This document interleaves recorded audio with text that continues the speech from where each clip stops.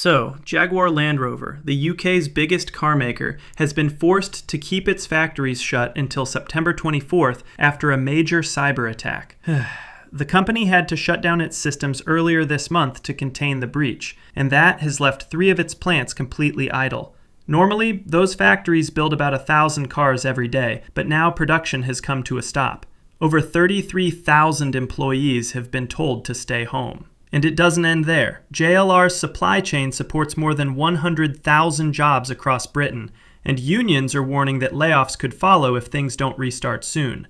Officials say cyber experts are working with JLR to restore operations, but some reports suggest the shutdown could even stretch into November. The company also admitted that some data was compromised, though it's still unclear if customers or suppliers were affected. This attack couldn't have come at a worse time. JLR is already dealing with weak car sales in China and Europe, delays to its electric vehicles, and an 11% drop in sales last quarter. So with cyber chaos on top of financial struggles, Jaguar Land Rover is facing one of its toughest challenges in years.